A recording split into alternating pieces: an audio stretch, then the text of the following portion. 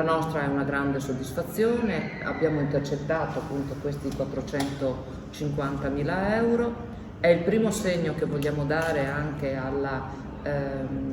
all'aspirazione del nostro Presidente Zambelli, che non più lontano di una settimana fa aveva fatto con me una dichiarazione dicendo che aspettava delle risposte concrete. Le risposte concrete ci sono, questo primo passo grazie alla Regione siamo riusciti a raggiungerlo, ci sarà insieme a questo una partecipazione anche del Comune di Rovigo molto importante in termini economici, che andrà a rimpinguare quindi questa somma in modo da poter fare lavori ambiziosi per lo stadio di Regbi. Quindi siamo contenti, questa è una risposta che la città aspettava da anni e siamo felici di essere noi a portare questa innovazione nel nostro comune e voglio manifestare anche tutta la soddisfazione dell'assessore Bimbatti, che insieme all'assessore Corazzari ha lavorato fattivamente per questo e quindi il risultato, come dicevo, è frutto assolutamente di un lavoro di squadra, di una grande sinergia con la Regione. Il nostro stadio di rugby rimesso a lustro, ristrutturato, con la possibilità di essere ristrutturato in modo ambizioso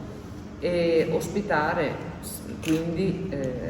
eventi di rugby di taratura più elevata, ma noi come amministrazione comunale abbiamo anche l'obiettivo di utilizzarlo anche per altri eventi una volta che sarà ristrutturato e sarà quindi omologato per fare anche eventi diversi da quelli sportivi. Potremo per esempio organizzare anche dei concerti come tutte le città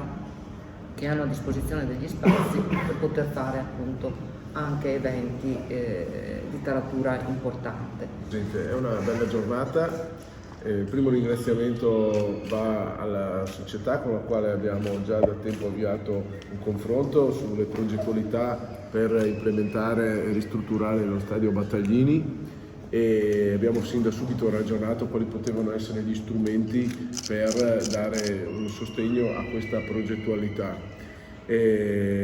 Quest'anno la Regione del Veneto, in quanto Regione Europea dello Sport, ha visto dei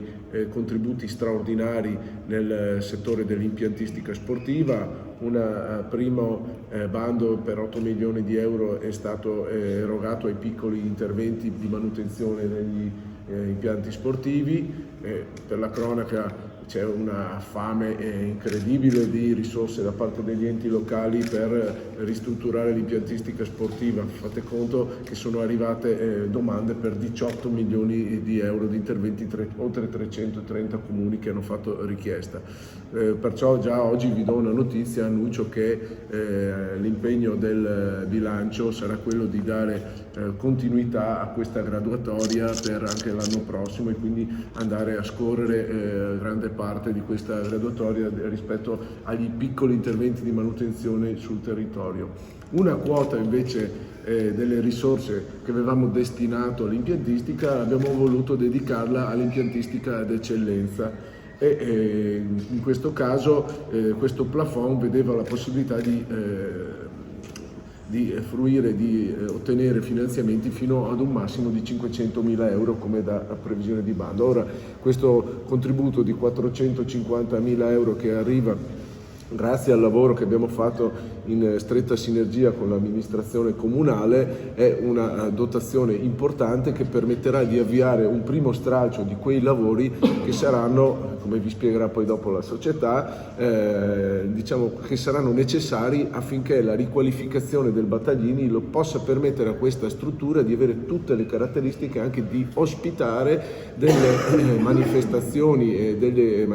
sportive o non sportive, ma di carattere non solo territoriale ma anche nazionale e internazionale. Il nostro obiettivo è che lo stadio Battaglini divenga sempre di più un appunto una struttura, un impianto di riferimento per il mondo rugbistico regionale, nazionale e internazionale, e pensiamo che ciò sia dovuto soprattutto alla città di Rovigo, al nostro territorio polesano che vive di rugby e che attraverso il rugby esprime una delle proprie più importanti eccellenze sportive.